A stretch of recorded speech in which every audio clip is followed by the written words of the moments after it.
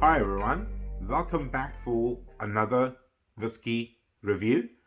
Today I'm really excited because I am finally getting around to reviewing one of my most favorite sherried whiskies that are actually available, which is the Dalmore 15yo. Now, the Dalmore, I have a long love affair with.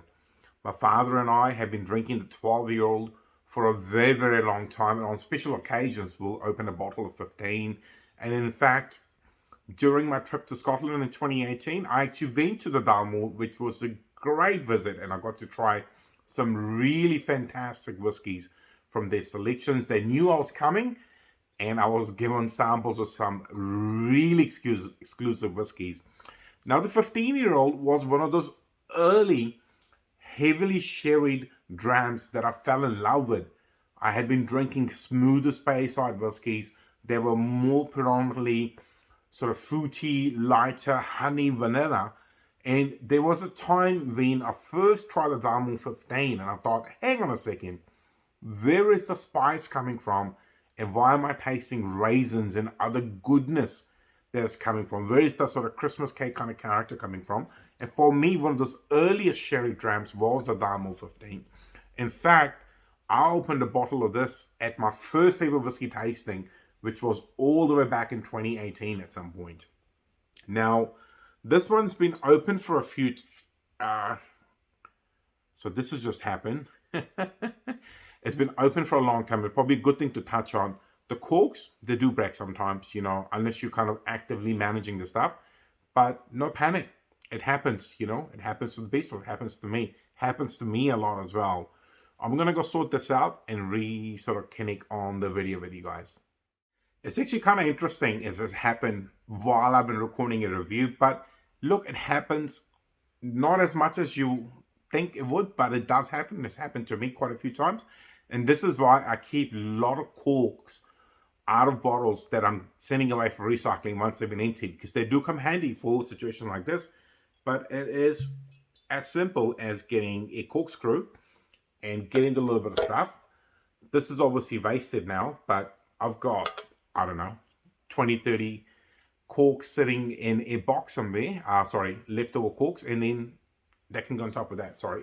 We have sidetracked quite a bit.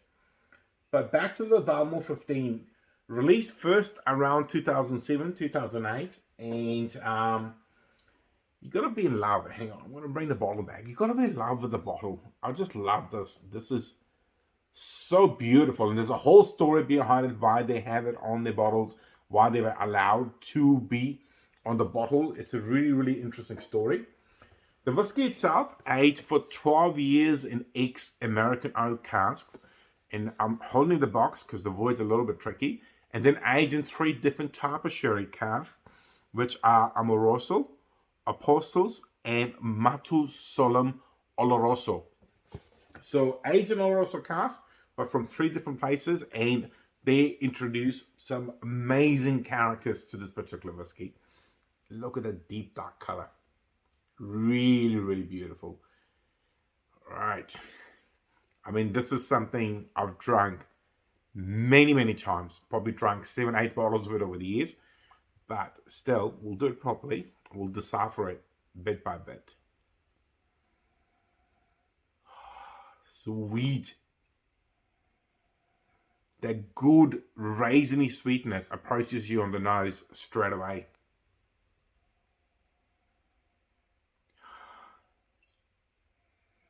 The slightest hint of spice, really gentle. And there's a bit of like an orange toffee.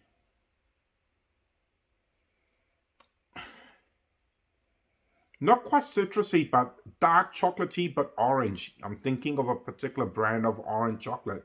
It's not coming to the mind, but really pleasant on the nose. And I forgot to touch on one very important thing. This particular one is bottled at 40%. On the nose, just that spice, gentle spice, a little bit orange, chocolate character, and raisiny sweetness. It's just absolutely hypnotic. And like I said, it was one of the earliest whiskies that I deeply fell in love with that were very different to a lot of the blends and a lot of the other single malts I've been drinking quite a bit of. And this came along. And as soon as I nosed it and tried it, it's like there's something different. And I wanted to know what it is. And it was obviously used with different sherry casks. All right, let's try it again.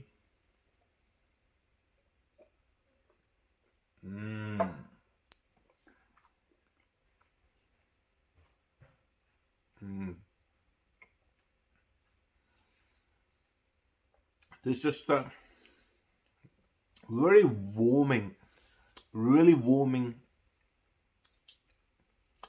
overall feel. There's very gentle spice.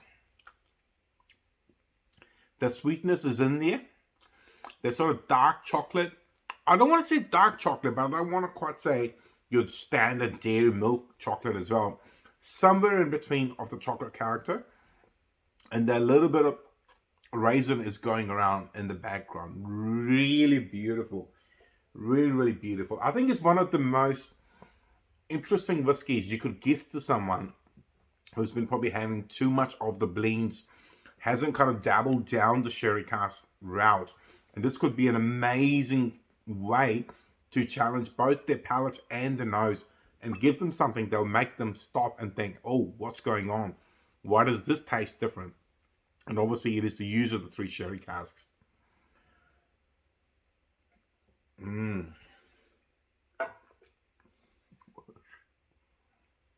It's so good. And hey, for you guys watching at home, there might be whiskies for you that brings back very early memories of your whiskey journey. And it's something you'll never forget because you had a whiskey that made you stop and think, why is this different? What is happening in here? Why am I tasting different flavors? Why am I getting way more joy? And for me, it was the Dalmore 15, and I always have an open bottle of it. This one has been open for some time, and this is why that happened probably, because it's been sitting in my cupboard for a very, very long time. I hadn't seen any sun or anything like that, but just the cork, it just died, you know. There's alcohol fumes coming up, but it's okay. We can replace it. Definitely try the Dalmore 15 if you can get your hands on the bottle, or if you can go to a whiskey bar and just try a dram of it. Would highly, highly recommend it to both experienced drinkers and new drinkers as well. There's so much good stuff happening in this particular bottle. Well, that's all I've got to say about the Dalmore 15.